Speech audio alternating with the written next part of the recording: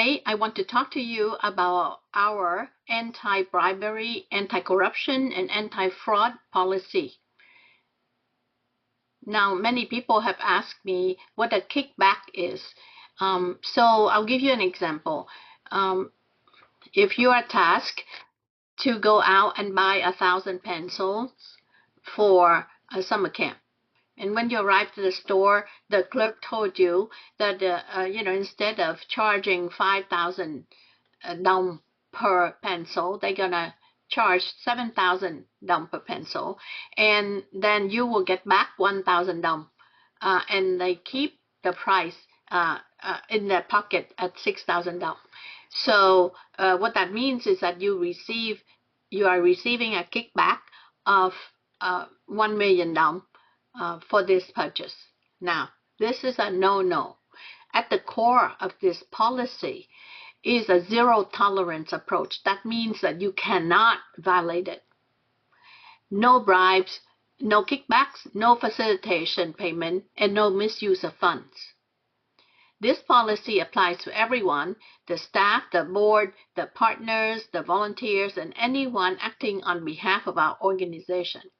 We follow not only the Vietnamese laws, but also international ones on these issues, such as the U.S. Foreign Corrupt Practices Act, FCPA. The FCPA bans any attempt to bribe foreign officials for business advantages, including a small unofficial payments that may be culturally common elsewhere. If it's unethical or illegal, it is unacceptable, no matter what the context. I want to also tell you that sometimes people say, oh, it's only $50. What's the deal? Well, you know that the problem with corruption is that once it starts with bribery, it will not stop. People would not stop to come to you to ask for more money. So we cannot start this trend. We're a very small organization. We're very tight with our money, and we are very careful with everything that we have to do in order to safeguard our work. Our values are clear: integrity, transparency, and accountability. That means that every dollar, every decision, and every interaction must align with our mission. I want to give you next an example of a company whose name you know already, Airbus. Airbus is one of the largest manufacturing of airplanes in the world. I think most, if not all, of Vietnam Airlines fleet of planes are Airbus planes.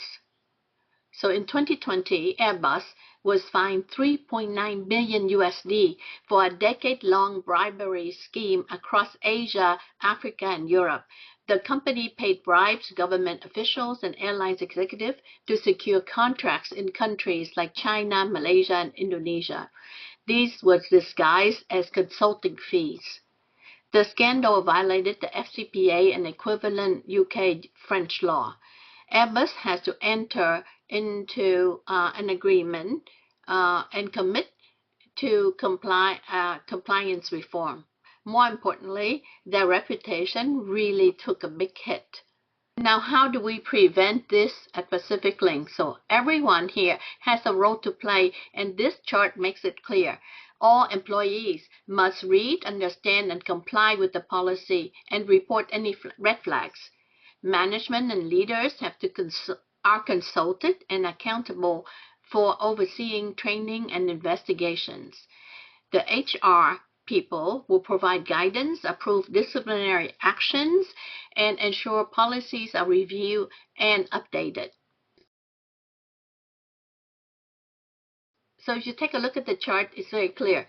The rows are the rows, and the responsibility are the columns. And so let's say, for example, a manager, a manager of the organization, they are going to be responsible. They are consulted and responsible for investigation of fraud and oversee training. So that has been outlined this is a list. You go to this list, you think about your position, the position that you may want to have in the future, and you have to realize how you're going to stick by this list and this chart. Okay? We also, it's very important to us that we also have safe confidential channels to report concerns, and we protect whistleblowers from retaliation. So your voice matters. We want to know. If you see something, say something. It keeps all of us much safer, especially in regards to this aspect. I want to tell you another story about Goldman Sachs, which is a different area, and that's Goldman Sachs is one of the biggest investment banking firm in the world. And recently, in recent years, Goldman Sachs was fined $2.9 billion by U.S. and international regulators for its role in the scandal in Malaysia. So where they helped to divert billions of dollars meant for development into bribes, luxury goods, and personal gains. So in order to do this, they use falsifies records, they use shell companies, and corruption at the highest level. This violated the FCPA and resulted in a massive loss of public trust and $2.9 billion to Goldman, which may or may not be too much for Goldman. But it's a big issue.